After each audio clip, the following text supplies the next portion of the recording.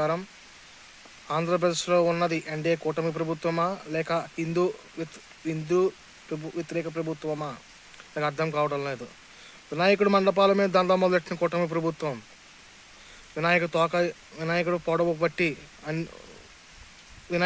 బట్టి అన్ని వందల రోజుకి మైక్ సెట్కి ఇన్ని రోజులు, వినాయకుడి దగ్గర ఉన్న ఎలుక తోక ఎన్ని అడుగులాలు ఉంటే అన్ని వందలు అని చెప్పారు హోమ్ మినిస్టర్ అనిత గారు.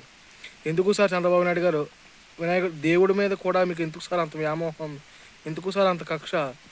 దేవుడి మీద ఎందుకు సార్ దందా చేస్తారు? ఇప్పటికే విజయవాడ వరద బాధలు ఆదుకోవడంలో ప్రభుత్వం విఫలమైంది. దీన్ని పెట్టుకొని విజయవాడ వరద బాధలను ఆదుకోండి సార్, దేవుడి మీద దందా మొదలెట్టకండి సార్, దేవుడితో ఆటలు ఆడొద్దు సార్. చంద్రబాబు నాయుడు గారు మీకే చెప్పేది, దేవుడితో ఆటలు వద్దు. విజయవాడ వరద బాధలను ఆదుకొని సురక్షిత ప్రాంతాలకు తరలించండి.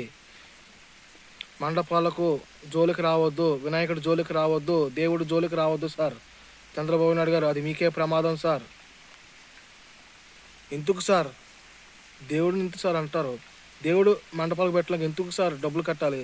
మీ సేవలో చలానా చెల్లించని చెప్పారు. ఎందుకు సార్ దేవుడి మండపాలకు ఎందుకు సార్ చెల్లించాలి?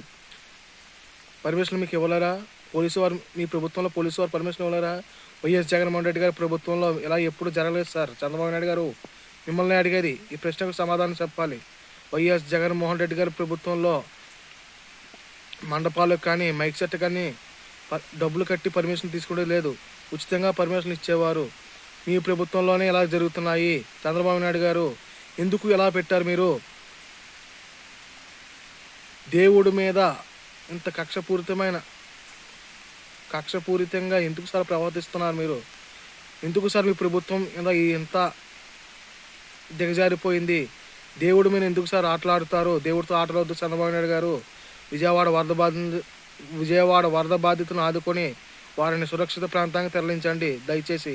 జై జగన్, జై వైఎస్ఆర్సీపీ.